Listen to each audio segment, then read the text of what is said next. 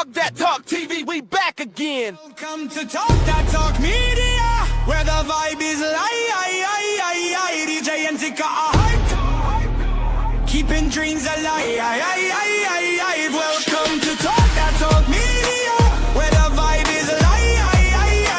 DJ and Tik Tok are hype, keeping dreams alive. Bringing you reactions, reviews and slick recaps. Join the conversation, no time for mishaps. Trends will uncover, every beat devoured with fresh insights and energy will never tire.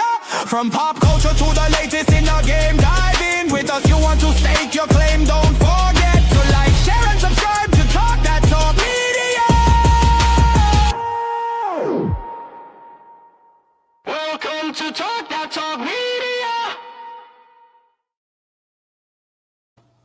Hey, what's good? What's good? What is good? Hello, everyone. Welcome to Talk That Talk Media. I am Tika Deshawn. And it's your girl, EJ. Absolutely. And we have our resident horror historian in the building, Miss Kay Bly of Slice of Horror. What's good, Kay? Hey, y'all. Look, I came ready today. Finally found this Girl, that book. Look at this big book. Oh, jeez. No wonder. And then they had the nerve to break it down to 3 hours. Oh my God. That was just the second one. The first one was another 2.5, 3 hours? Oh my God.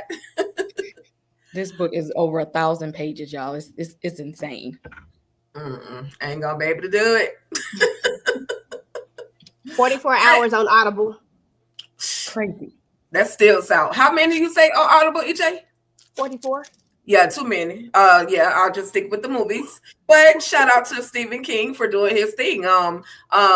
Initial reaction to chapter 2 of it. And we'll go ahead and start with Kay and then EJ. Let us know your initial thoughts and reactions. I went to see this one in theaters. And I actually remember I went to see it by myself. I went to the movies to see this movie in theaters by myself, and I liked it. I appreciated seeing the adult Stephen King had his little cameo in the movie. We got some backstory of the entity of Pennywise, and that was a nice little wrap up to see everyone going from living their adult successful lives and then getting that phone call that's like, yeah, hey, y'all remember me? It's time to come home. And then us being able to see the story go full circle. Absolutely. And EJ, of course, thoughts. Because, girl, this thing right here gave me I got an extra crook in my neck, honey, from jumping so much. I ain't going to even lie to you. I'm done with it. I'm done with Pennywise. I'm done with all of it. I'm over it. Keep in mind, y'all, she recommended this. I'm just saying. Just gonna keep bringing that up, huh? Yes. Oh my God. But it was cool to watch. For those of y'all that missed it, we did do a watch in the Discord. So maybe next time we do a watch, you guys will be tapped in and be able to join us for whatever. Hopefully it's nothing with the whole neck twister thing.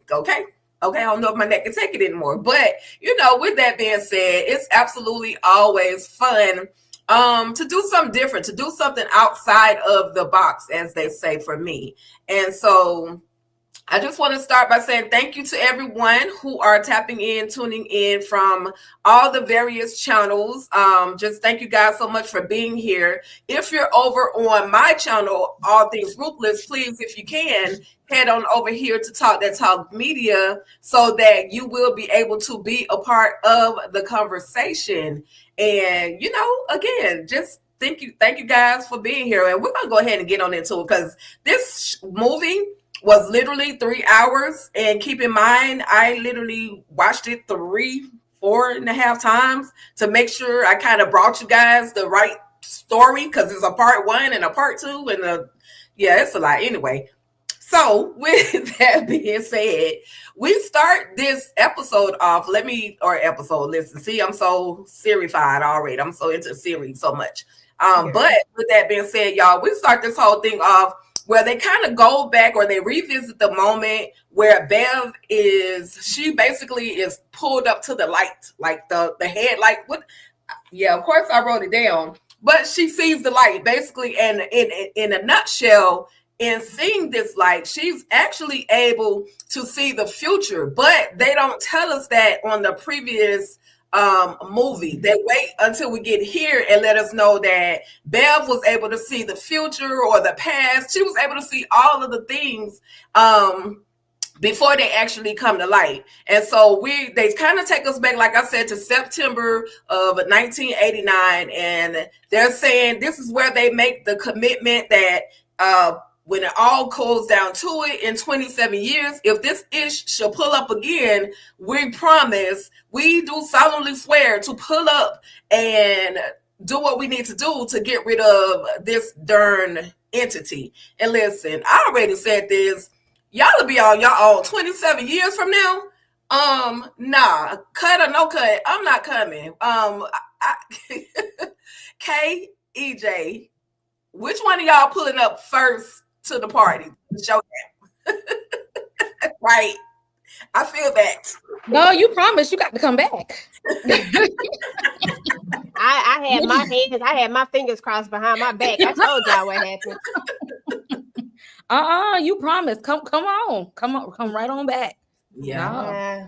Tinker might have promised. I promise you, I had my fingers crossed. Tinker promised she wasn't coming. Y'all, that's what Tinker promised. Who gonna protect the children? Because y'all know the adults in Dairy raggedy, and ain't nobody else gonna do that. They gonna let a whole other cycle go by with all these kids missing. Y'all got to know my kids are grown. And you know my motto. Fuck them kids. Yep. Oh my God. Okay, y'all.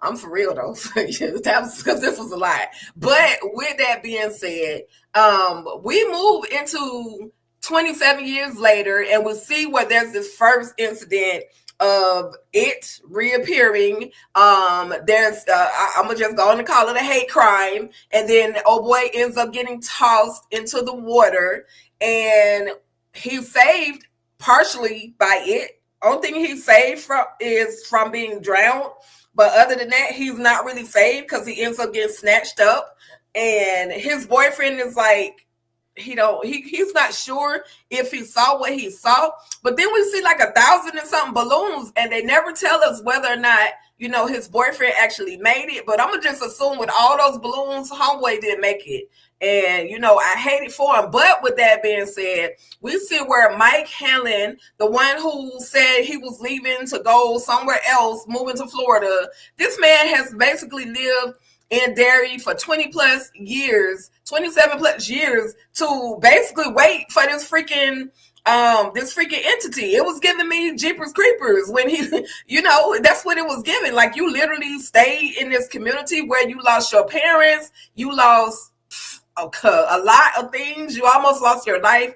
But any thoughts, y'all, on Mike Hanlon? And we can start with EJ. Any thoughts on Mike, staying around for the big show? Bump Mike. This is crazy. Mike should have went to Florida like everybody else went to go live their life. You gonna just sit around here and just wait. Sir, you ain't got no ties here, none whatsoever. So why are we even still here? That baffled the hell out of me. I said, so everybody else just left. Now we could say that this was, selfless of him and all that type of stuff, but it ain't. It's stupid. Period. Stupid. Right. Sorry, Mike. That's how I felt. Ma'am. Hmm? Why you gotta do Mike like that? Why you gotta do Mike like that? Mike have a history with Derry. He got a history, and he said, all right, somebody got to stay in here and do what's necessary. He got a history. Okay. So somebody had to stay and do their research to figure out what's really going on and make sure that the losers keep their promise. Why it had to be the black man? I was just gonna say, now maybe it didn't have to be the black guy, but like he had to be there because Leroy be out here protecting people and stuff like that. I guess he felt like this is in his bloodline. Like he come from a good lineage. It's like he got to do the right thing. Somebody got to do the right thing. I guess. Yeah, that was crazy. Yeah, he stayed. He stayed. He a king of kings, absolutely. But I'll be there, and if it's gonna be me, that's all I'm saying. Okay, somebody else would have had to volunteer for that But gig. Oh, we was salute gonna have to that man. That's all I can tag say, y'all. tag. I think we got some freezage over here, so y'all just bear with me, bear with us, because I see some things twirling. But we here. We're gonna keep going. Can y'all hear me? Can y'all ladies hear me? Okay, cool. All I saw was spin. You know how we do over here in StreamYard. But then we meet Bill. And, Bill was the primary character. All of them are primary characters, but he was one of the main characters because he was the one whose brother, Georgie, poor Georgie, ends up getting unalived. Because he didn't want to go outside and play with him. Because, that's how he's doing it. He's, blaming himself for what happened to his brother. But his brother, Georgie, was, one of his known victims of it. And in this new life that Bill has right now, Bill is a writer. So he's writing this book, but then he's also on set, and he has a wife. And why his wife kind of looked like Bev, but I was like, okay, that's not Bev. But, he has this life, and all of a sudden, we're going to see in a moment, but all of a sudden, he's going to receive a phone call. But any particular thoughts on the life that Bill had made for himself? We can go EJK. The only thing I thought about was this should have been Mike. Mike should have been somewhere living his best life. Instead, we got Bill out here. Don't stutter no more. No, seriously, I thought about the dude that played in that movie it was like that weird movie where that's literally what I thought about when I saw that. Can't remember what it was, but he was crazy in it. And I was like, oh, this who they gonna get to play Bill? Oh, you talking about Split? Yeah, that show. Yeah. That's exactly what I thought about when I saw this. But yeah, other than that, I mean, I was like, okay, Bill out here living his best life, writing books with bad endings, but okay. But what is to be expected? I mean, I probably would write bad endings too, because it's probably more realistic in his mind than what other people are thinking. Like, how people think stuff is supposed to end, and for him, but then again, he can't remember ish. Why he like this? I don't know, girl. That's what I thought about, though. I'm sorry. That's exactly what I thought. I like James McAvoy. Okay. If I see a movie and he in it, I'm gonna watch it. I love James McAvoy. And he was, and I love to see that he became a writer, but you can see where where in each of them there's still a little piece of trauma that's suppressed. So although they was able to go and live a good life, none of them have children, and Bill is writing these books, but he doesn't know why he's writing all these sci-fi horror novels. Like the stories are just coming to him like the glow and the light. But he don't know he doesn't know why all of these stories are coming to him, but they are. Right. Because of that memory that everybody was happy and fine until Mike called them. They was living their life, but it's a piece of in every single one of them though, where the trauma is peeking through. And that's what happens with repressed trauma is even though you might not be conscious of it, it was coming out in them stories that he wasn't even thinking of, that he wasn't consciously aware he was processing the horrors of Pennywise, but he was writing some books and they was taking some jabs at Stephen King and the endings in there, a little bit, throwing some shots out. Absolutely. And of course, y'all, yeah, I liked seeing that he had actually started a life, though. I was glad he wasn't somewhere, down and depressed. He was working. He was, I mean, maybe that was his look as they came. He was getting it off of his chest, in other words. So for him to be that writer, for Bill to be that writer, especially, he literally had the most traumatic experience. So to see he came out with some sense of normalcy, but we're going to find out why everybody is kind of normal until they get that phone call, because we end up meeting Eddie, and Eddie damn near wrecked his car once he got the phone call. But we also see that Eddie is some type of inspector, which is he kind of they kind of hinted on him doing that as a child. Like, what are the codes and what are the regulations? Like, he was doing all those things, but he ended up marrying somebody who was literally just like his mama, who was abusive, who had him on medication that he really didn't need, but she was just as depressive. Like, she was worse. She was just as bad as his mama, y'all. I hate to say it. No, I don't. She was overbearing. She was doing the most as a wife, but that's who he married. He married someone who was literally just like his mother. Kay, any particular thoughts on Eddie Kasprick? Oh yes, I wish he would have left the hypochondriac life behind in Derry. But again, even though he's successful, got his nice suit on, and ended up finding someone who was just like his mom. And now they did It Chapter 2 a little bit different from the 1990s version, because when we talk about like some of the characters, they're when they went away, stories is a little bit different. But I just find it funny that even though he's doing well in life, he still got somebody that's kind of being overbearing. You know what? I bet you his mama like her. Because you know how she was like hating on Beverly. There's something that tells me that his mom likes this girl here. Some tells me she approves. Because she's just like her. Okay. But I want EJ to talk about Richie, because Richie had all the jokes. He had but he was just as scary. He's still wearing his same glasses, but we find out that Richie is becoming a comedian. Like, and it kind of suits him, because as a child he was giving, he was clowning people, giving all the jokes and all of the things. So, it doesn't surprise me that this, this is what he became in life.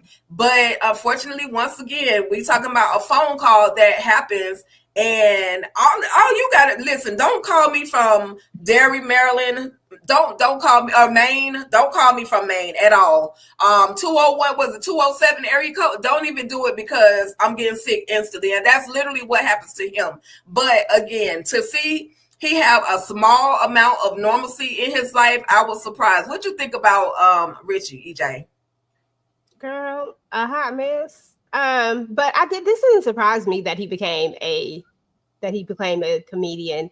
It didn't surprise me that this is his life, because this is how he deals with everything. But again, each one of them still has this. It's funny, because apparently they don't really remember like growing up here and all these things. But when they see this number and this main thing, they get triggered by it. And they somehow just trusted Mike enough to come back, but you don't even really remember him like that. I just thought it was interesting. Yeah, it baffled me. That was one of my questions. I'm like, if you don't remember where you grew up, why is there so much anxiety at the name of, or the number even popping up on your phone? So somewhere there's what it calls suppressed memory down somewhere in the back that they know they came from somewhere, and they knew some things happened. They just can't literally recall every single moment that they dealt with, or every little tragedy that they dealt with. But sexy, fine, okay. Little Chunky Ben is no longer Little Chunky Ben, okay? He is the handsome, the engineer, the architect, Ben Hanscom. And EJ, or Kay and EJ can both, address your thoughts on him, because like I said, he became that architect, started a life. But the one thing that he did keep from Derry, and he don't know why he kept it, but he has his note, that piece of paper that was signed in his yearbook from Beverly. So, I forgot what order I said. Y'all could go here, but any thoughts on Ben? I thought he was handsome. I said, okay, Ben, look at Ben with his cute self. And the fact that he became an architect was just, it was just smart. It made sense. Ben's the guy. And the fact that he still had that note, I thought that was so cute, because we know that Ben loved him some doggone Beverly. He wrote her that doggone poem, and I'm still mad at her. Like, how you gonna not know who wrote the poem? Like, I would have been on a mission trying to find out Ember, like using all them words. You know what I'm saying? Like, come on. But I love this. I just love the fact that he turned into like he just blossomed. He just came from a caterpillar to a butterfly. It's just beautiful. Absolutely. Oh yeah, Ben said he finna get out of here and glow up, and did, because he said, "What? The next time I see Bev, that's gonna be it right there. She ain't gonna see this little chubby kid no more. She when she see me this time, she gonna know what's up. She ain't Right. you ain't gonna be not this. He got him a good job, got some good checks coming in. He said he been taking care of himself, still listening to New Kids on the Block. You know, when ain't nobody paying attention. Got that note. He said that's okay. Whenever I run into her again, it's gonna be on. It's what it is. And I'm glad that he didn't kind of sit in that and like take a dive downhill. He said, I'm gonna use what happened. I'm gonna just make good with myself. He had another raggedy mama that I'm glad they didn't have to go in with her because she seemed like an enabler. Hopefully he left her ass in Derry. That part. Yeah, that part. But and also, yeah, again, they're gonna show us like as the movie progresses some of the things that we didn't realize, like him building that whole man cave or the loser's cave. Like he did that on his own. He saw it already kind of put together, and he just made it to where there was a post. So they had their own little clubhouse, and that's what he was telling this group of people, like there should be more room in this particular building that you guys are actually creating. There should be it should be a clubhouse. And again, that memory is somewhere in his mind, and all he could think of is that letter is what's actually keeping him connected to Derry. He just right now don't know why it's connecting him, but I was happy to see it. That's all. With that, we end up seeing Stanley, y'all. And unfortunately, Stanley gets shocked. Like he receives that phone call. Matter of fact, Stanley was literally living his best life, planning to go on a vacation with his wife, up there putting puzzle pieces together. No sign of depression, no sign of sadness, nowhere. And he gets this phone call and he's like, are you sure? Are you sure the others are going to show up? Like he was not excited at all about this phone call, y'all. And then unfortunately, he ends up doing the inevitable. And Kay, what were your thoughts on Stanley? Oh my God, poor Stanley. He was scared. Y'all remember he was the skeptic out of the group. Right. All of the losers had an experience with Pennywise. And then remember, he was the last one to see it. He was the one trying to rationalize it. It's not what y'all think it is. It's got to be another explanation. And he was the one that was the most terrified of this because his brain wasn't processing the true nature of something supernatural happening because it hit him last. Because think about it, if somebody comes and like they're telling you these things like right now, a lot of people are like, yeah, I'm sure it's something else. Y'all are just making up stuff. Like in his mind, his brain did not have room for paranormal activity. Right. And so when it hit him, he didn't process it well at all. And then when they do the flashbacks and things, we see a little bit more of like how terrified Stanley really was of Pennywise. He was terrified. Right. And remember, as children, they didn't have anybody to talk to. They had none of the adults were there for them. Nobody was protecting them. They had nobody but each other, the losers. Right. And that's it. That's a lot to put on a child. That's a lot to tell a child. There is a murderous clown that will haunt you to the ends of the earth, and there's nothing that you can do about it. That it's inevitable. It's going to get you, and your parents aren't going to protect you from it.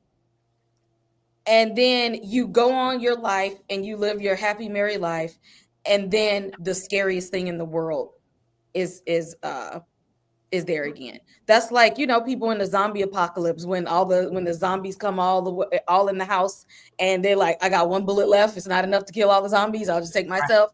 You know what I'm saying? Like they have the fear is so there. That is just like, I can't face Pennywise again. And I understand other than the losers, who's going to believe him? Who's going to believe him? You're right. Or who's even going to help? Who's going to help him? Nobody, baby.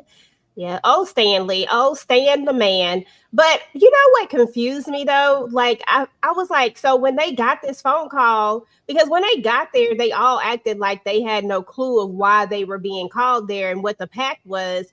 But Stanley immediately was frozen with fear, and it's like he knew, and I just didn't understand it. Like I've been trying to piece together why some people, why they thought they were coming there for one reason, like because they acted like they were surprised, and then why Stan went to this level of fear. Like I noticed that all of them like had a moment, but not like Stan. Like it was like Stan knew and remembered, but I thought all of them had forgot. Is it possible that he kept his fear still remained with him, even though like all those years, like because he was literally afraid and he was also skeptic, like Kay said. But is it possible, Kay, that he literally kept that fear with him and just didn't say, like you said, who's he gonna tell? And just didn't really say anything about it? Or to the point where some, it's all good until it ain't. If you know you afraid of rats, it's fine when you live in an environment where you know you ain't never gonna see them. It ain't never gonna come across your mind. It is the possibility is never there until somebody invites you somewhere where you know they're gonna be at. Right. So you think he remembered it? I think in that moment it came to him quicker than the others, because he was his fear was more than the others. Remember, Stanley was only brave because of them. And remember, Stanley got attacked. Remember in chapter 1, Pennywise had him in the shape of like that person from the pit. Pennywise literally had its whole mouth on top of Stan's head. Yeah, he was literally being attacked. Stanley's bravery only came at a convenience to where he was with everybody else. Because if nobody was around, he would have been gone in that second, because Pennywise literally had him. He had him. Yeah. So he wasn't, he didn't have any bravery at all, because out of all of them, he was the one that actually would have got the most. Yeah, I can see that. I can see that. And then the way that it plays so many games with them anyway, I could see him like having the full memory of what it was, because, if Pennywise is really able to do what I'm believing it's able to do, then I would allow him to remember it too. Like if that's like how this works, because I don't know how this works. But if somehow, some way, if I were going to let anybody recall a repressed memory at this moment, it would be him, because I know he would be the weakest link and he would just do what he would do it. Like, I get it. Okay. I get it. I didn't get it. Would you go to a haunted house with your friends, or would you go to one? Would you walk through it by yourself? Yeah, I ain't going no damn. I'm not going with y'all. Say we are not doing that. The thing is, Stan didn't want to do either. Anyway, he only was in there because of them. He was only in there because of them, and he's the one that ended up getting attacked. They didn't get attacked by Pennywise in the way that he did. It literally had his mouth over his face. That's true. That's horrific to experience. That he was literally in the process of being eaten. Yeah, that sucks. Yep. Damn, Stan. But that's great explanation too. And it's a great question and a great explanation as to why Stan had more fear, or he was more aware than what the others were.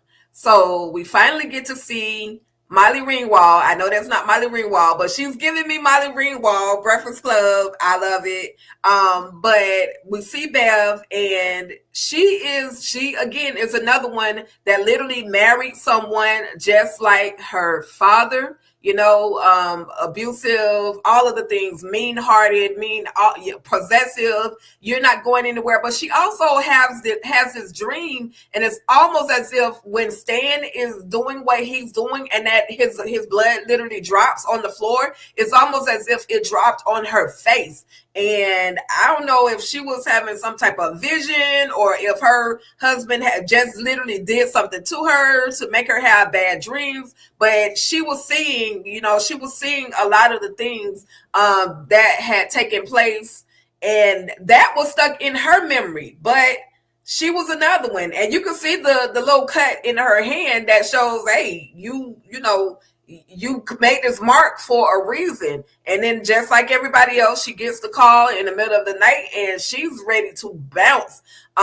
She's one of the ones that's like, okay, I know I'm going there for something, not quite sure, but I know there's a reason why I'm going there. Of course, her husband, just like her father, tries to stop her from doing what it is that she needs to do, gets physical with her, and she has to lay his behind out too. And I was like, yes, girl, get him. So EJ and then Kay, thoughts on Bev? Yeah, Bev was the only one who saw them lights. So, it is what it is. I guess that's the reason why she's seeing all the things.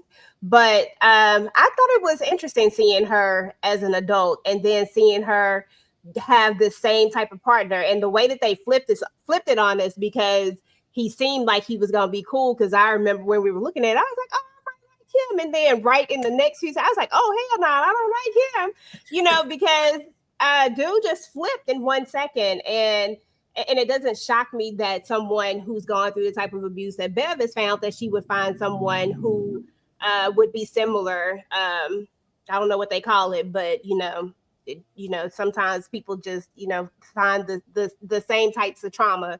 So I was just happy she fought back. That's what I cared about. I was like, okay, go ahead and fight back. And I love that. I love that she fought back. I love that she was willing to go straight there. Again, another one, didn't hesitate, just gotta go. It's the middle of the night, I gotta go. Like, Mike calls, I gotta go. Don't nobody even really remember Mike. Mike who? Oh, yep. Here Mike I come, Mike though. Like, nobody knows, but okay, I'm coming. But yeah, I thought this was interesting, and I thought it was important for them to show the type of people that each one of them had become based off of the things that they had went through when they were young. Right.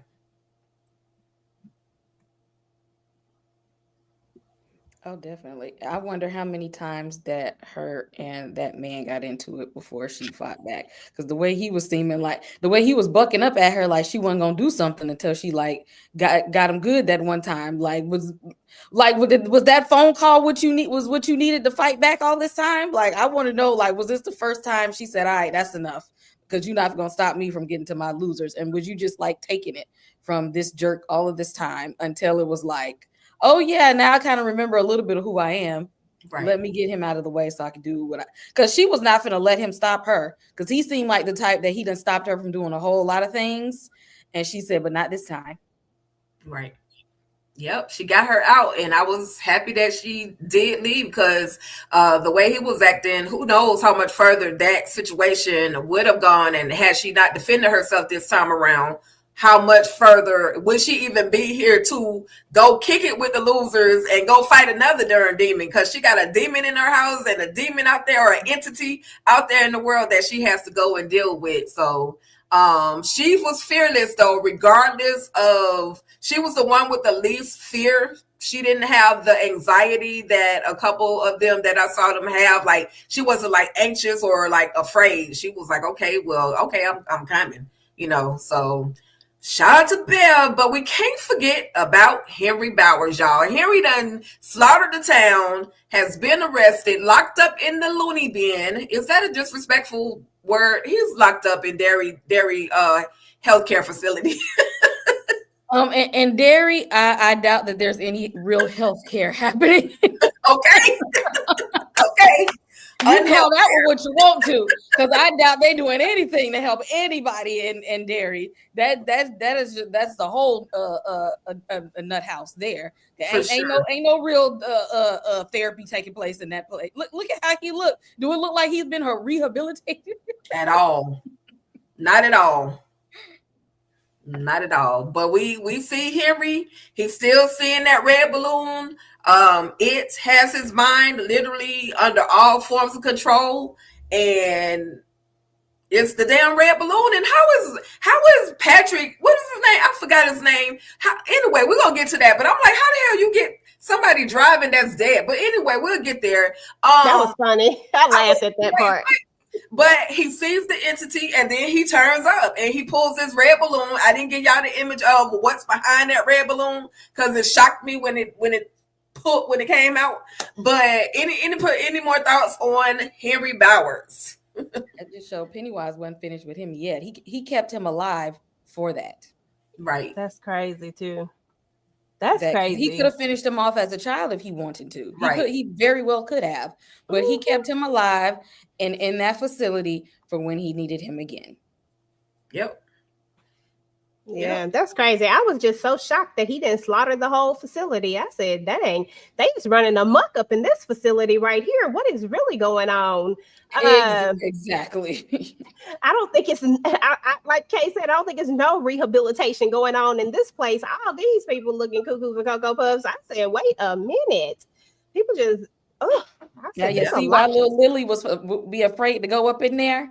Now I see why she didn't want to snitch him. She said, listen, I ain't trying to go back up in here. Listen, I don't mean for your daddy to get locked up, girl, but I ain't trying to go up in here. Back there. I can't go Listen, back. I gave little Lily a hard time too. Well, I think I cussed her out almost. Pretty much. And but yeah, so and then this is crazy because how you dead and you bring in this man a knife? Like what? Like what are we doing here? What is going on?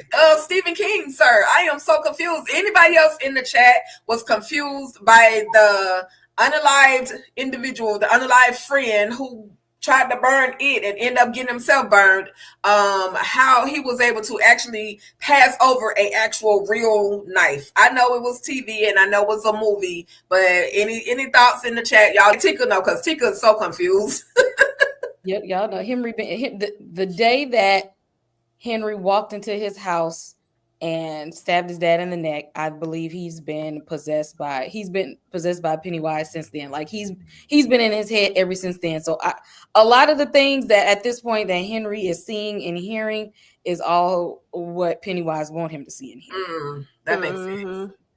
That's all it can be because Patrick, what's that, Hockstock, whatever his name is, he gone. He gone.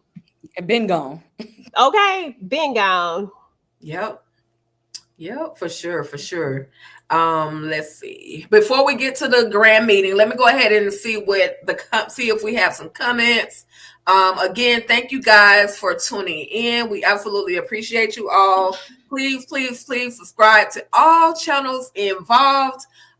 You have Talk That Talk Media up here. You got Cape Live Slice of Horror, EJ TV Junkie Reviews, as well as All Things Ruthless. And what's your channel on over there on Facebook, Kay? The Fifth Wall, my media company, Fifth Wall Studios, y'all. It's streaming. I finally figured out how to get in Facebook. Hey, that's about 2 years. Hey, you worked it out. It took like 30 minutes to get in there, but I'm back in. I'm back in under Fifth Wall, my media company. So gotcha. Y'all, the good bit of people that already follow me on Facebook. I'm streaming over there now. Finally. So gotcha. Yeah, I should have known the V was fifth. What was I thinking? Acting like I don't know Mormon numerals, okay?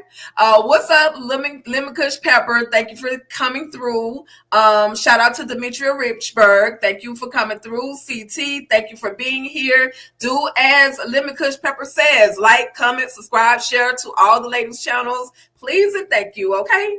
And let's see, EJ said Mike said he was going to be Captain Save him. He definitely was Captain Save him, EJ. He was definitely that. And I'm like, bruh, come on now. We can't save everybody. What's up, Super Mario Can?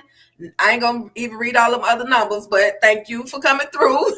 What's up, West Coast Barbara? Hello, thank you for being here. Super Mario has a comment. Here's my theory for it's the prequel, also known as Welcome to Derry. Okay, here it is. Okay.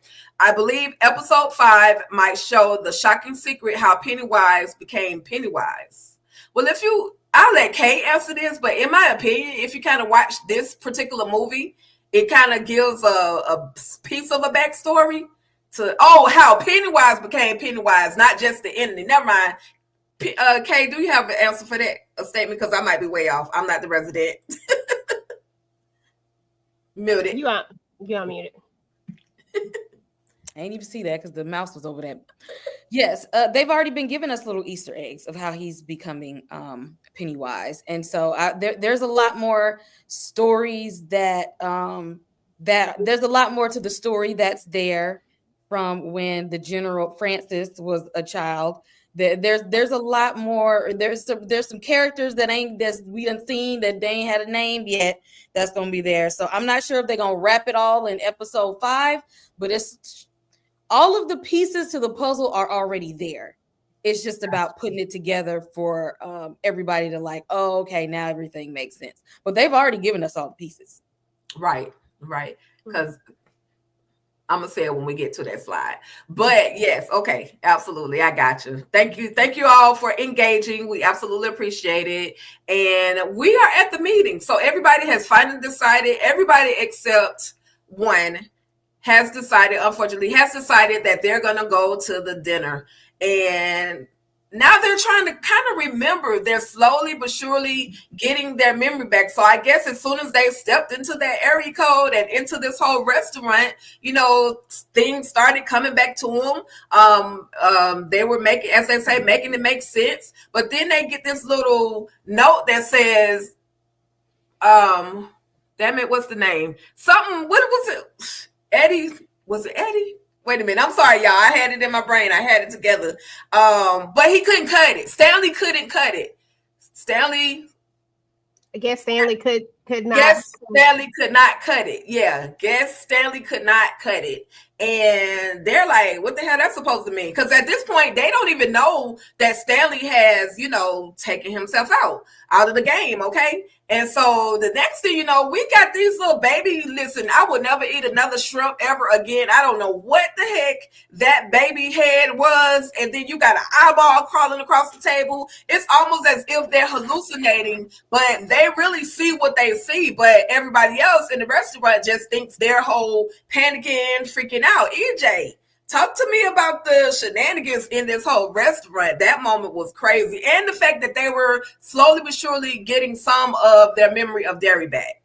Girl, I'm so overseeing these little baby things. Like, this look like that little thing that we saw over there on It Welcome to Derry. And I didn't appreciate it. The little wings, all the stuff. Every time I see something like this, all I think about is little Susie, because she didn't deserve that. I'm sorry. Po Susie. Po doggone Susie. So, there's that. Y'all know we on episode 3, so we got to get to episode 4 so we can see all these revelations that y'all are talking about, because we don't know. We still on episode 3, so when we get to episode 4, apparently there's going to be a bunch of revelations. Tikadooshi. Okay. So we got to, once we get there, we'll be able to speak. Well, how Candy say it? Speak on it. Okay, well, we'll definitely speak on it. Any thoughts, Kay, on the restaurant shenanigans? Because this was just crazy. And then that little, so clearly it, like you said, it was already in the mind of Stanley. It already knew that Stanley wasn't going to be able to make it. And so it literally came to the table to throw that in their face. But again, at that moment, they didn't even know what happened to Stanley. I hate to break it to you, EJ, but you're gonna see some more little baby things in episode. Whoa, God.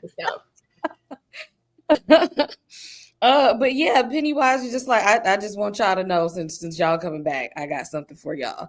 In the 1990s movie, there was a scene where I think it was with Bill, and he was outside the window, and he had dug graves for everybody, and one of them, was like already covered up, and it had the other graves empty. Like, Pennywise was standing outside, like, I got something for all of y'all. Just taunting folks. Exactly. I got something for all of y'all. So no, this was just like, this is just the appetizer for more to come, because he want them to be at their maximum level of fear first. He's like, y'all ain't scared enough yet, But I'm just wanting to toss this out there so I can start my torturing of y'all, because apparently Stanley was easy. So the rest of y'all, I'm gonna get then. I think, and that's Stanley was at his peak level of fear, right? So he's like, I got something for the rest of y'all. So yeah, come on, little baby things. At the end of the day, you won't catch me in another Chinese restaurant, and not after this.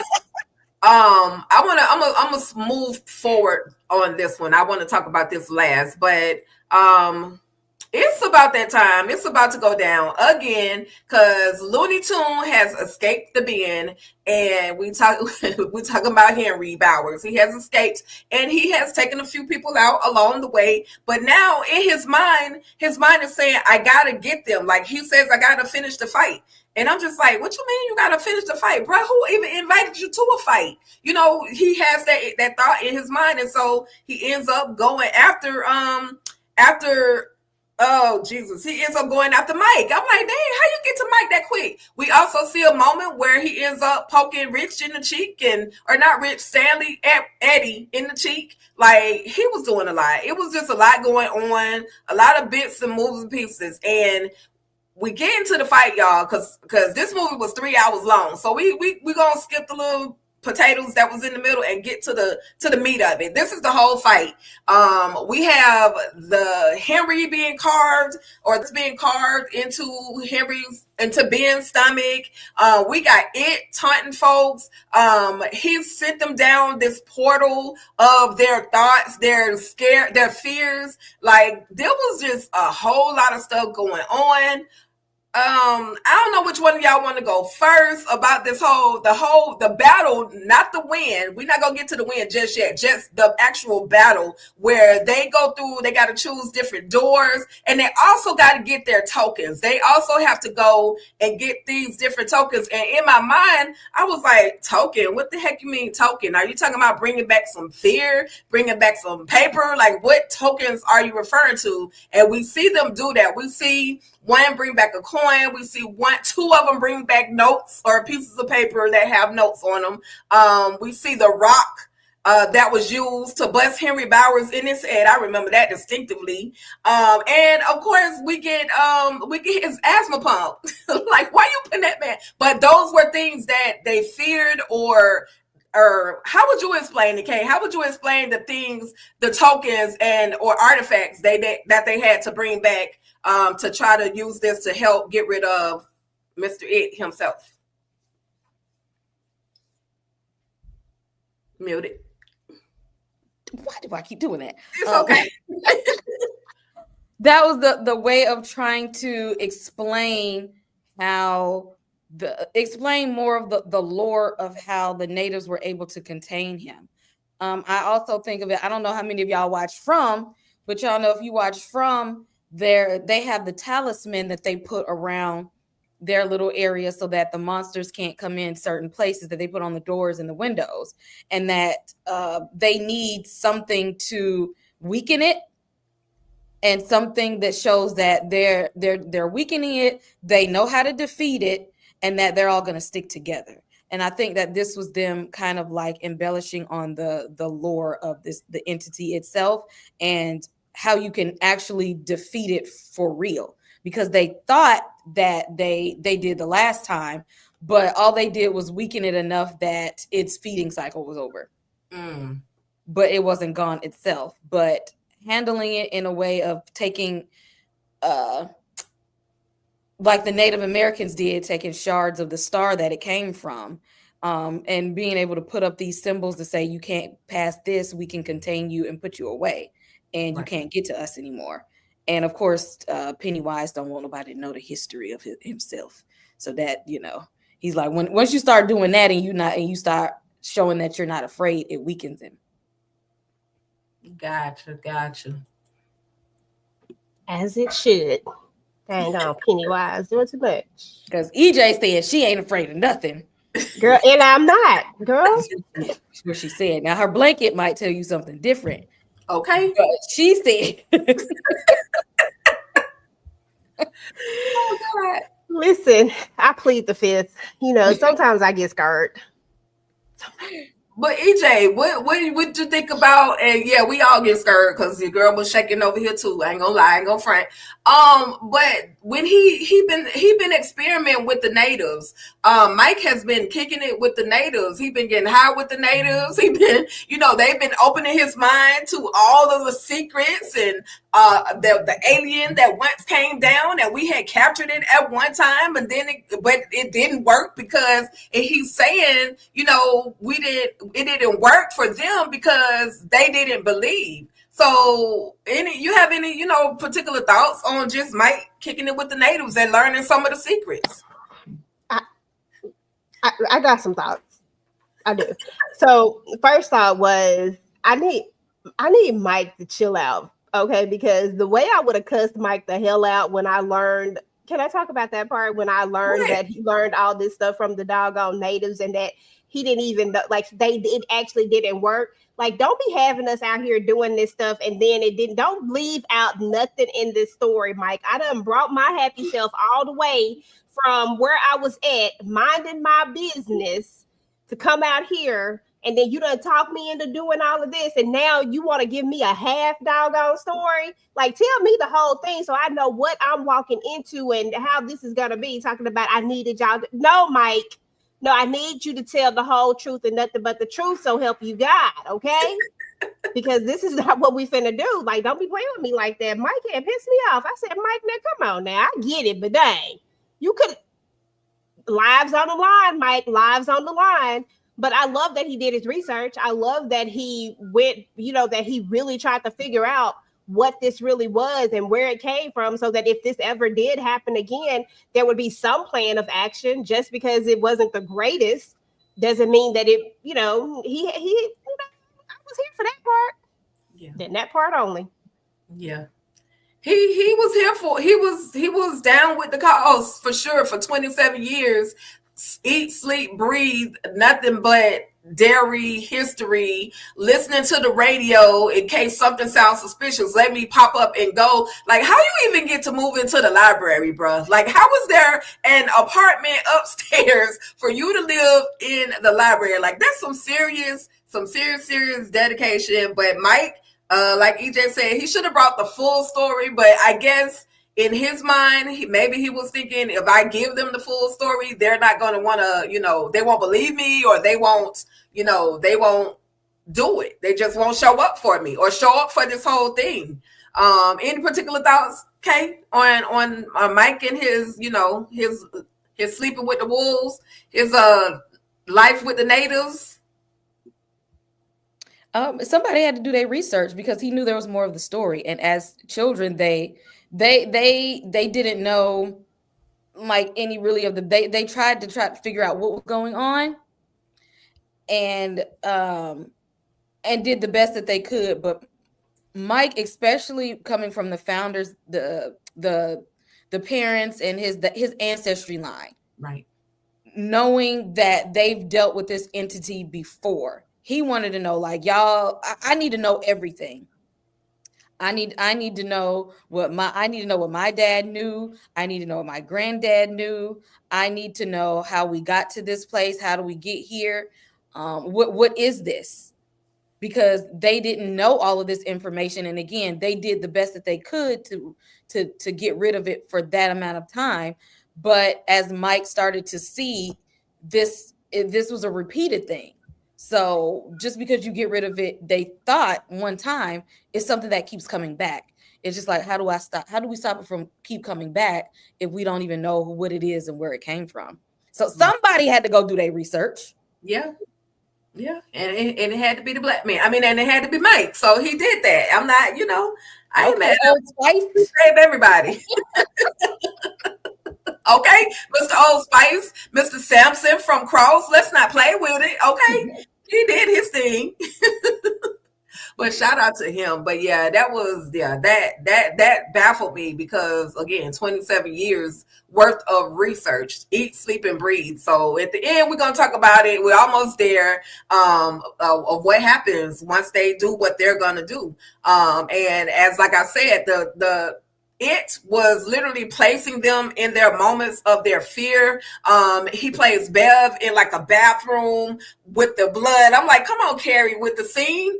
But he placed her in there where she was taunted, and it's almost like reflecting on that time she had her cycle in chapter, was it the first book or the first It? Like it was just a lot, and her daddy was banging on the door, like all these evil, mean bullies, and all the things were going on with her. And then we had Mike, and he told Mike, what did he say about his abs? What was the point of you got all them abs? What, I can't remember what it told Mike as Mike was being smothered and suffocated down into the dirt. Anybody remember what it said to Mike? I liked his abs, by the way, but yeah.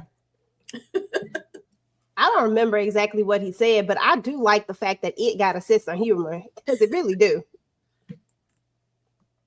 Yeah. And it also messed with, as always, it messed with Bill. It messed with his mind about how, you left your brother, and it made him feel guilty. And, there was that was, listen, he had to beat him one way or another. He tried to defeat him, but, then Bill is like, it was all my fault. It was all my fault that, that you drowned, or that you got snatched up, I should say, by it. Like this, he was talking to his brother, but then he ends up having to take it and take him under. He had to give him a little baptizing. Okay. Why does it legs look like spider legs? I'm just like, what is going on here? I think it's the alien entity factor, and I'm gonna just leave it at that. But you got a clown face and a big alien body, so I'm gonna put 2 and 2 together, and we're gonna hope that that's what it is. Well, that's what it looked like in the 1990s movie, like when the losers got older and they went to the cave to defeat it. They didn't find Pennywise, they found this giant ass spider. Wow. Now they didn't go full on giant spider like they did in the 90s movie, but I think that's kind of like paying homage to the creature, because that was in my first impression of it, is that Pennywise was just a conduit for this damn giant ass spider. That was like the real thing that was down there in the cave. So they didn't want us to believe like that's its only form, right? But the losers in the 90s, like that was like its final form. Gotcha. Okay. All right. Yep, and exactly why I'm not going to watch it 1990, because I'm good on that. I don't like spiders. No, you gotta watch the old version. You gotta watch it. I'm gonna let Tika watch it, and she'll tell me about it. But what we do finally see is that Ben finally reveals to Beverly that I was the one that wrote the note or wrote the poem to you, because this whole time she was thinking that Bill was the one that had wrote her this whole love note. She done halfway kissed him and everything throughout this whole process, but and not giving Ben and not giving him his credit. And so they finally revealed that when she's going under and he's darn near suffocated under this dirt, and he says that the air is winter fire and January embers. Like he was giving all the love, and she was like, oh, that was you. And then at the same time, it was telling Ben that you gonna basically be unalived alone. Like he was telling him all of those things. And then we also see a moment where what y'all call them, the beamers, the headlights, I don't know why I can't remember the word, but Rich ends up going to the deadlights. He has one of those, and I'm like, well, what did he see? Because they don't give us that, but he was taken through there.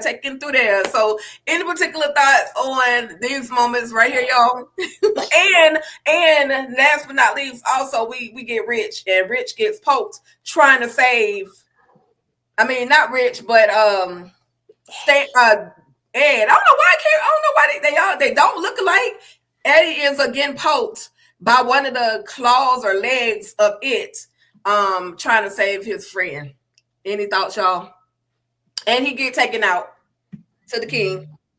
Take me to the king. Listen, I don't know. Like Paul Eddie, like I really didn't have that in the play. I just thought everybody would make it, like wishfully thinking. Like I get it, but I was like, maybe Stan was enough. Like maybe Stan was enough, and maybe everybody else is just gonna make it. Especially after he got poked and he didn't die right then. Like they gave us like a little bit of hope, and I was like, oh, okay, he gonna make it. I mean, this man that got stabbed in the face made it. I was like, come on now, he gonna make it. And then he just don't even make it. And I'm just like, well, damn. Now, we'll never know. We'll never know if he really loved that woman that he over there married to. We'll never know. Okay. Only EJ. Yeah, we'll never know. We'll never know. It might not the way that, because we ain't going to skip over Richie and Eddie. Okay. We ain't gonna skip over that friendship and Pennywise saying, "I'm gonna tell you a secret." Oh yeah, that's at the end. I got you. Okay, we ain't gonna skip over that. But yeah, he everybody ain't gonna make it to the end sometimes. Actually, we need a few deaths for the plot. I need a few people to head, to go. Sorry, it had to be, good old Eddie, but yeah, somebody had to go. Somebody had to go. Pennywise was ready. He wasn't ready for the losers last time, but he was ready for them this time. Right.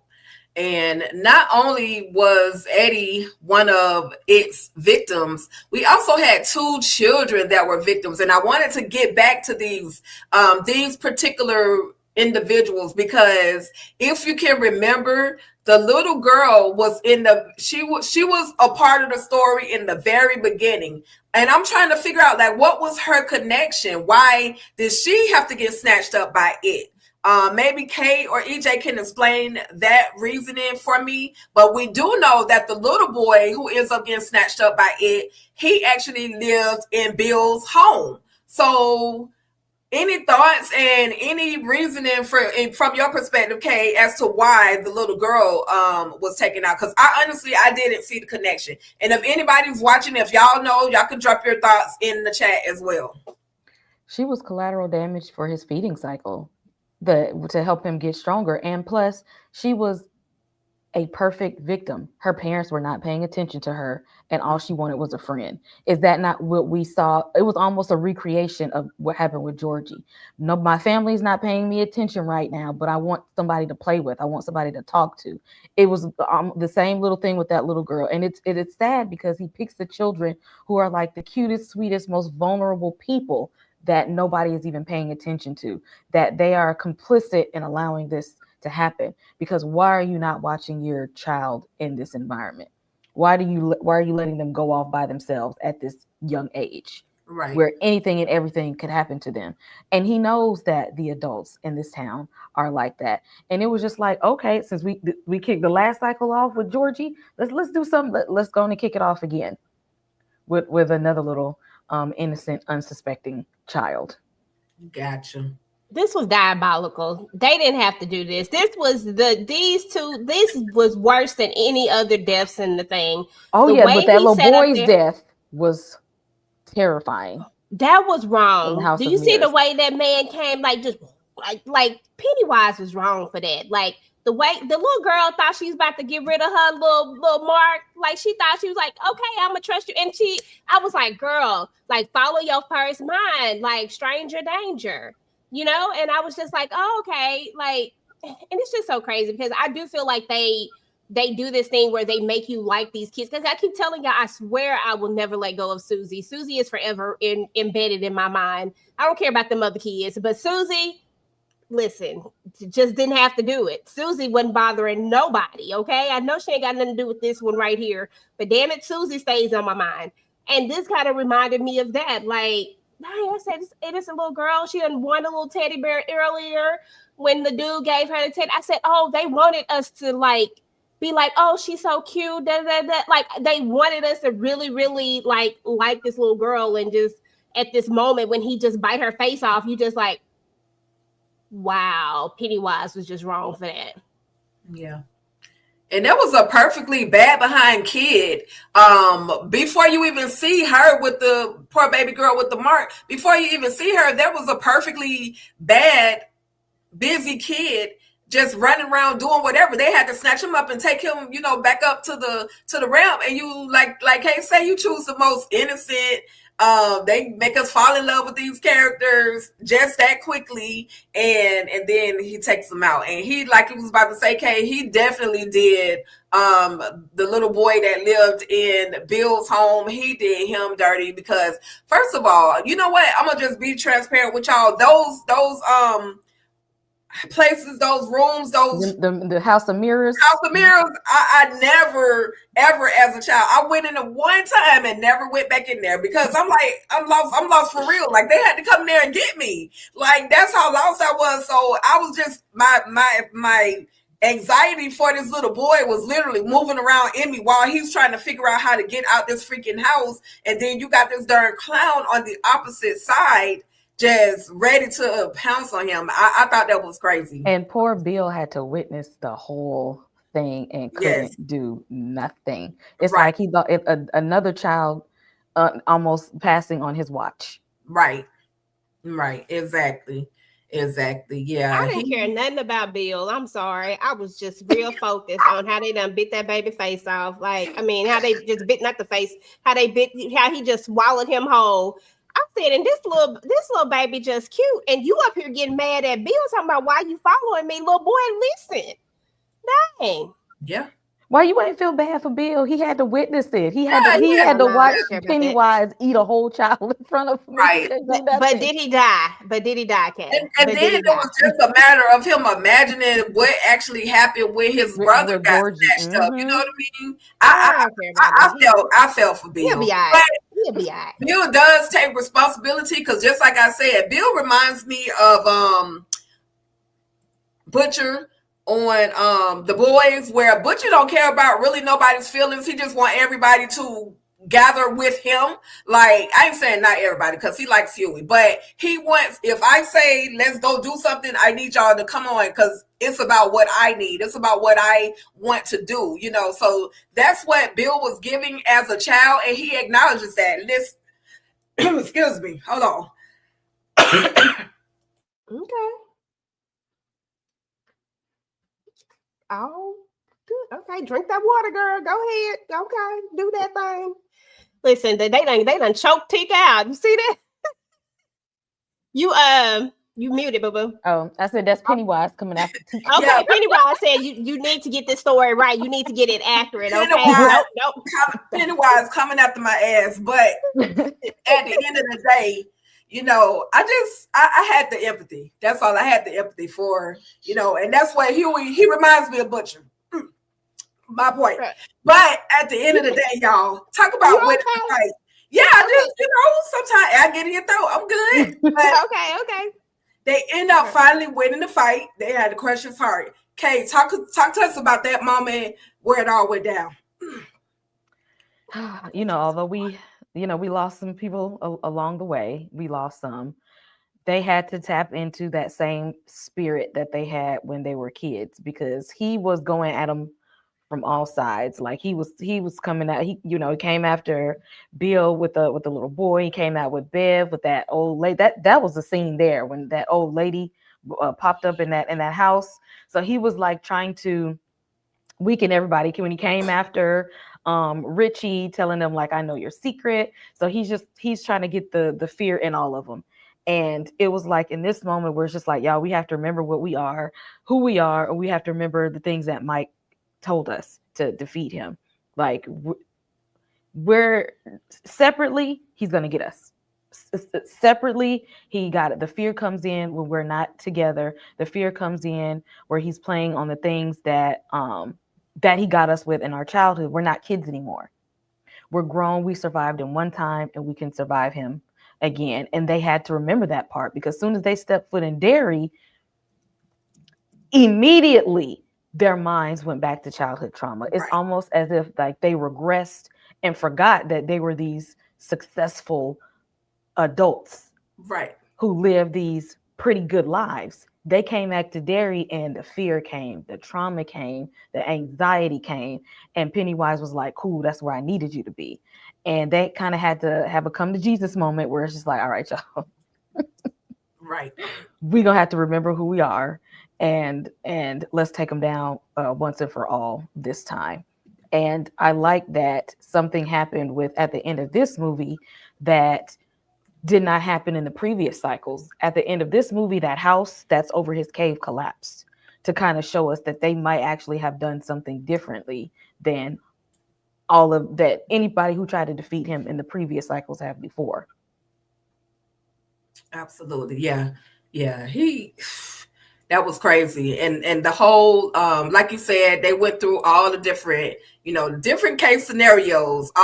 These were the artifacts. I'm sorry, I forgot to pull these images up for y'all, but they went through the process of getting these artifacts. They went through, and this was cameo moment real quick because I'm kind of backtracking, but cameo moment with Stephen King making his way on the scene. I was excited just to see him.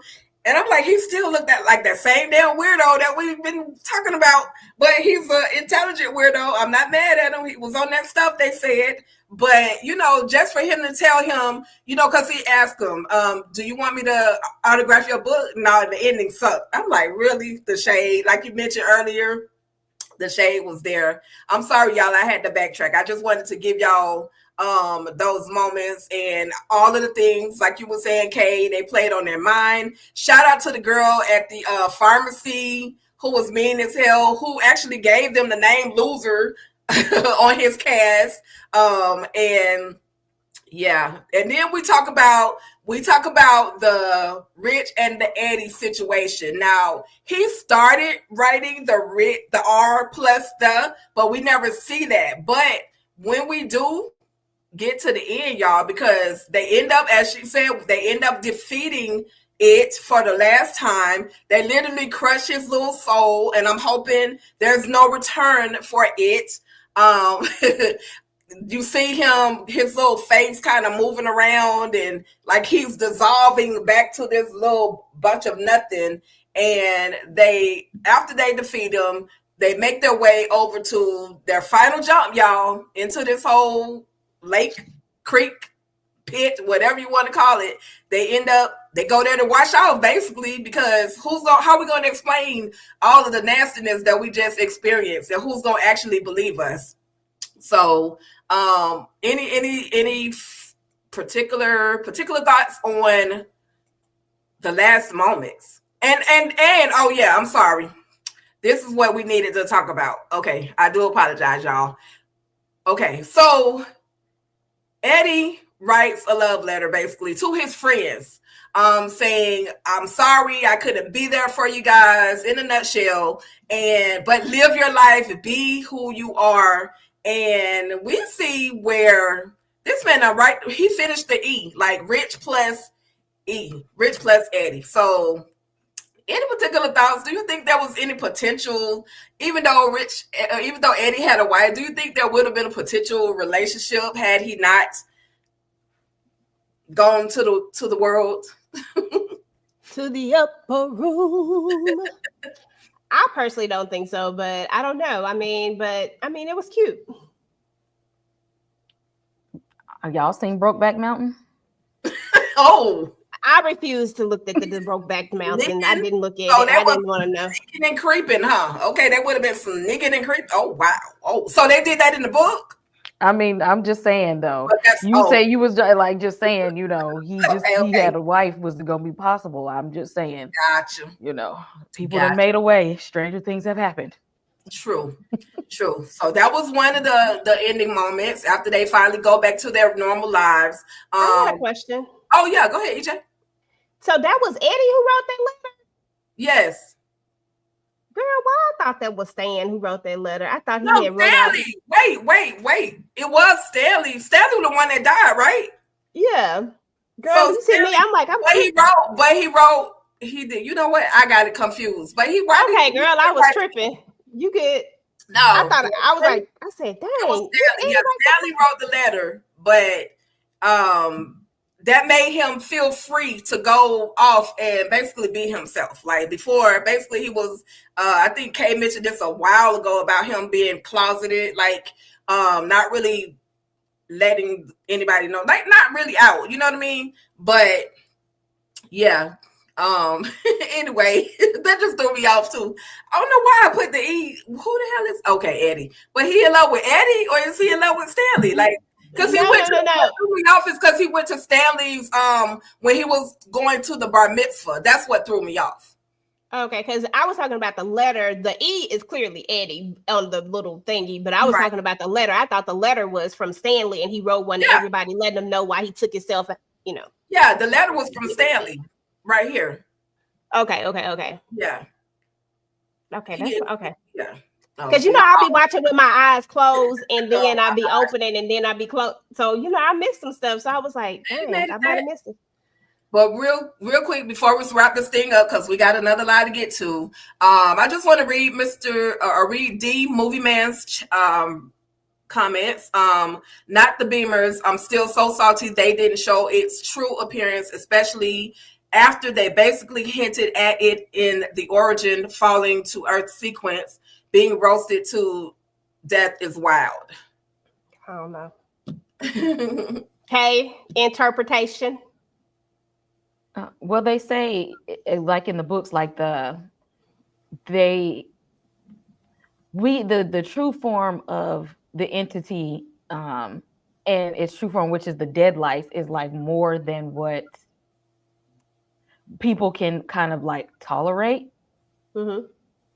And so it's like he can't do all of his deviousness once his true form is like revealed. Like that is what, like, that's like, I need you, I'm saving, like, that's the main course. I gotta build y'all up to seeing me in my true form, because apparently, like, it's too powerful that it. And then, like, in the 1990s movie, they show us, they have a scene where Bill's wife actually sees the dead lights, and it causes her to lose her mind, and she becomes catatonic. Oh, damn. I mean, yeah, like, and that's why I remember in part one, when even though Bev wasn't afraid of him, she saw them dead lights, and immediately she was out of there. Yeah. So he's like, no, I got to save y'all. Like, that's it. Like, I'm giving y'all appetizers. Y'all can get these dead lights as the main course, because y'all can't just be out here. I need y'all to wait on that. This is the finale. Okay, I got you. Unless it's for a higher purpose now. And in the 1990s movie, he showed Bill's wife the dead lights just to instill more fear in Bill first. Okay, cool. That's why we have the expert here. Okay. Because we ain't know. And last comment, not so fun fact, my mom, sister, and I ended up making our way through the end of a mirror maze, only to find out we had gone right back to the beginning. The struggle was real. Oh, I feel you. You'll never catch me in another one. Ever. Any of y'all ever been in the mirror maze and struggled to get out, or even just went in one and actually successfully made it out? I know EJ. Ask that question, okay? You know my answer. You ain't even got to ask me. I don't remember getting lost in the House of Mirrors, but I've been in them before. I like it looks fun. You get the ones that like warp like your image and stuff like that. It'd be fun. Yeah, they have museums for that now. You don't have to go through all these mazes and things, so you can just go to the museum. So I'll do it at the museum. Sometimes you got to go back to the classics, No, I'm good. I appreciate the thoughts, but I'm good. But y'all, with that being said, we do see some things have changed for a few people, and we have Bev and Ben, and they are officially a couple, as they should have been all along. Okay. But I'm glad she got away from that abusive man that she was married to. I'm sure once he revealed how he truly felt about her, she was able to be more open and honest. And, I'm sure, I mean, in my mind, he's going to be the perfect gentleman, take his time with her, not really, really rush, but just, say, hey, I loved you always, and I'll continue to wait, because he literally waited for her. Any last thoughts on their relationship, their newfound friendships? He waited long enough, Bev. Don't have that man wait no more. Just go ahead. He done waited long enough, kept that doggone note in his pocket all that time. Let's just get over it. We good. Yep. I'm throwing Bev out there. I got Ben's best interest in heart right now. You know, but he was, let him have the thing that he's been waiting on. Okay, he was waiting 27 years for this. Right. Mm-hmm. Really. Literally 27 years. Okay. Yeah. Listen, don't keep that man waiting no more. And something else that also threw me off, and I'm sure, I know Kay got an explanation. Help your girl out. At the end, we see them standing. They're standing in the front of the mirror or in the window, and you see them as children. So they're adults, but then you see them as children. And then the next thing you know, you go to Bill writing a whole book. So is he writing the book based off of his memory, or was this whole thing just a book?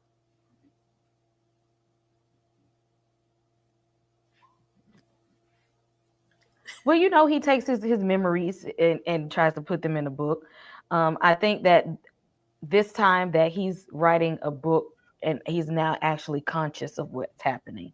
Because before he was writing all these novels from these dreams and nightmares and things that he was having, and because he didn't know what was going on because of his repressed memories. But I think now he might give him a solid story now with a good ending after he done been shaded for his own literature. He's like, I bet you this will have a good ending. How about that? Okay, that part. So I guess the answer would technically be no, it wasn't a book the whole time. That shit really happened. I mean, that ish really happened. I'm trying to stop cussing. But at least with this one, he's still continuing to do his job as a writer. But I think it's showing that he's going to write from a place more of I know now, I understand now. Yeah. Gotcha. Which is good, because they was hating on him in them endings. Even his own wife, that was messed up. I said, dang, girl, hype your man up. Yeah. That's he said, I got an ending for y'all ass this time. Okay. And he was like, you let me write this foolishness for 8 years and didn't tell me the truth. Like, and don't be out here cheating on your wife either, Bill. We saw you kissing on Bev, okay? I forgot about that. Yeah. Don't be playing. You got a whole wife, but yeah. Finally, he gets the perfect ending to his story. And he got a lot he gonna have a lot of, he could have like 20 different endings at this point with all of what he's able to remember and experience. That could be like 20 more books in his world. So, but y'all, let's say 1,100 pages long. 1,100. Why? Who gonna read 1,100? Nobody but Kay and EJ. Not me. I will add. I'm pointing at Kay. Where the Audible at? Okay. I do got the Audible. Okay. I got 44 hours on deck. I'm thinking about reading it, listening to it. It'll take me about 2 weeks to listen to it, but I'll do my best. But with that being said, y'all, we are finally wrapping this thing up. This was a 3-hour movie, and I tried my best to break it down as much as I could, even though I lost my train of thought. But I trying to break it down as much as I could so that you guys could kind of get a full understanding about how it all went down on It Chapter 2.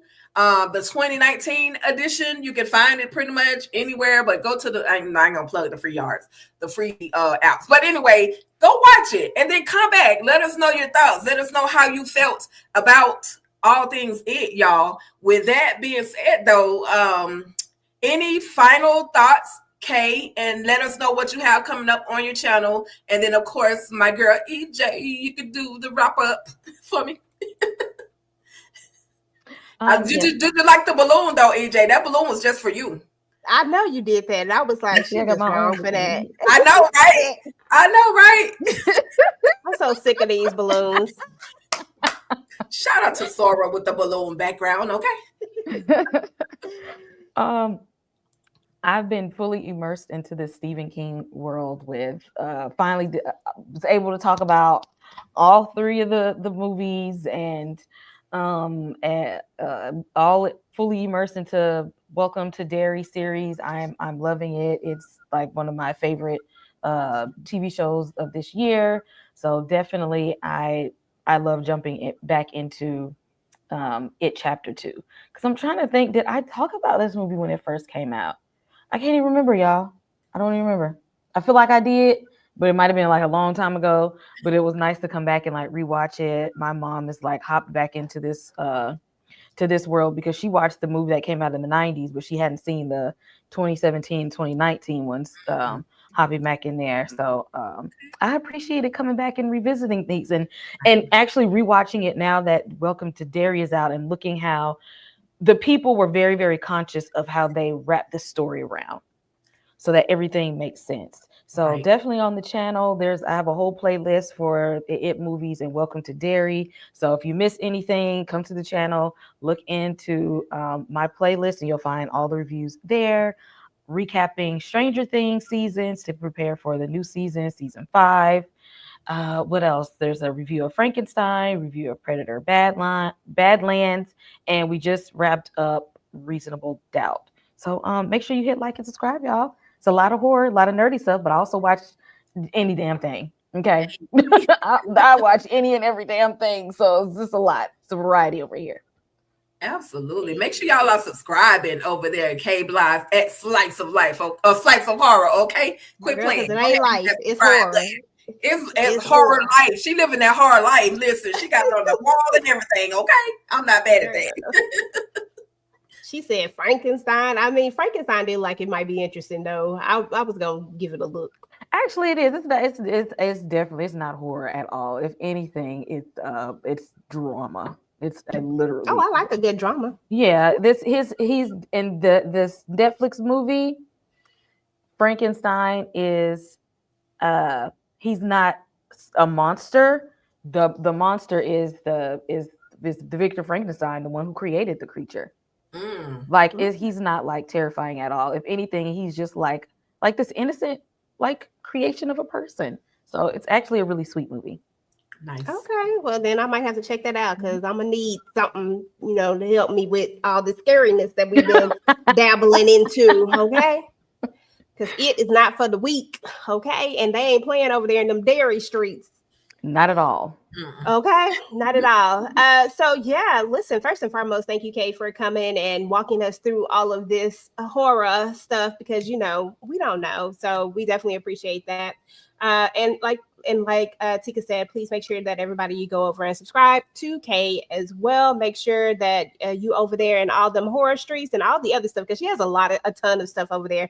She always talking about a lot of things, so definitely check her out. And then as far as TV Junkie is concerned, we just did the family business. So if you want to see the panel, you can go and check out the panel. I have my solo review as well. We just finished Reasonable Doubt. Poe Ozzy, may he rest in peace. Definitely go check that out. And then we also just did Power Book 4 Force over here on TDT. So check that out. Hopefully Kay will be joining us officially for Power Book 4 Force. So we'll be doing that on Fridays, y'all. So please come and hang out with us for Power Book 4 Force. And then we talked about Married at First Sight, I think yesterday. So we are finishing that one up. And then we just have one more episode to be done with these couples. And then we done with them. So definitely check that out if you're into Married at First Sight. And then right after this, we'll be talking about Talamasca. This was a really good episode, so can't wait to talk about that. And then on Wednesday, we'll be talking about Friends and Lovers. So if you have not checked that out, that's on Lifetime right now with Naturi Naughton. I can't think of his name. Issa Rae, crazy boyfriend. He got help though. He ended up going to therapy and stuff. Nathan? Pretty eyes. Yeah, Nathan. Yeah. That was my dude right there. So definitely check that out. It's really good. It got Rodrigo in it too. You can't never listen. Rodrigo over there in them streets. Oh, wait, this is the show from the Eric Jerome Dickey. Where this streaming at? Yeah, this on Lifetime. Mm-hmm. It's on Lifetime. And then, of course, we have All Is Fair coming up on Thursday. And then I think that's it. I think I covered everything that we have coming up. And hopefully next week we'll be able to drop more reaction videos. So definitely make sure y'all check those out. And and that's it. And guys, listen, if you're watching this on a replay, please make sure to go ahead and let us know what you thought about it. Part 2. Let us know if you were scared at all. Let us know if this balloon is freaking you out, like it's freaking me out. Y'all is throwing me off and everything. Let me know what y'all think about it. Please don't forget to like, share, subscribe, do all the things, guys. If you've been watching us and watching our reactions, please make sure to head on over to Patreon if you want to see our fully unedited reactions. We have tons of them up over there on Patreon. We would love if you consider being a member over there as well. And yeah, we're about to get up out of here. We appreciate each and every one of y'all, and y'all have a good night. Peace. Talk that, talk that, talk that, talk that, talk that, talk that, talk